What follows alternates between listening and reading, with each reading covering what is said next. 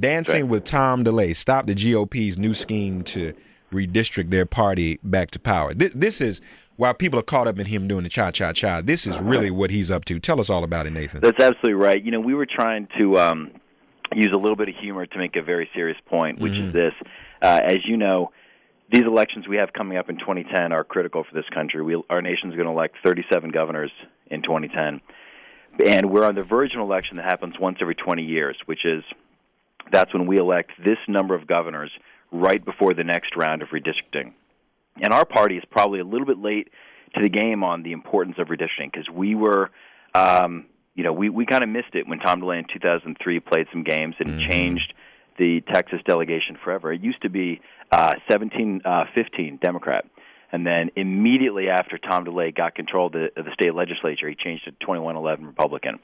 And that's just one instance of the incredible power of redistricting. But I got to tell you, even despite all the talk of change and of good governance that we ushered in 2008 and the new sense of optimism, the Republicans out there still trying to do the exact same thing.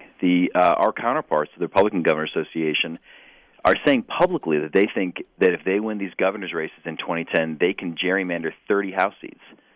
And that's an incredible advantage if they ever want to regain power in that House of Representatives. Are they saying that out loud? They're saying that out loud, absolutely. They can redistrict, yeah, that's the game. Remind our audience, Nathan Daschle, of exactly what he did, how he did what he did in Texas. It was really shady. Absolutely. Well, normally redistricting takes place every 10 years after the census. Right. And in Texas, in 2002, Republicans got control of the Texas state legislature for the first time in history. And what they did is they did a very rare mid-decade redistricting.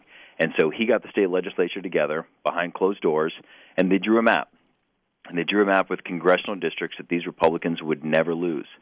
And as you know, drawing these lines is very, very powerful because you can change a state that was once 17-15 Democrat, and even though the population didn't change, voters' preferences didn't change, attitudes didn't change, all of a sudden, because of this one stroke of a pen, it's now 21-11 Republican. And you say that's effectively permanent. That's right. I mean, they draw these lines so that these Republicans can't lose. So when we draw lines after 2010, and the states will do it in 2011, those are going to be pretty long-standing districts. People are going to. I mean, if we let the Republicans do it, they're going to draw these lines in ways that these Republicans never get defeated. And if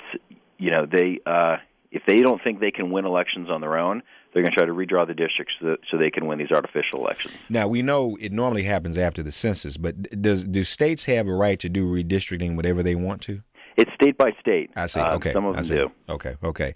So this is critical. Absolutely critical. Yeah. Now, how many seats are we looking at next year, Democratic governorships that will be up, or governorships in general?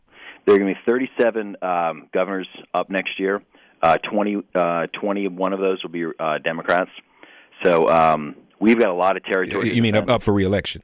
Oh, up for re-election. Yeah. We have 10 Democrats up for re-election. Okay, I got you. And the rest are open seats.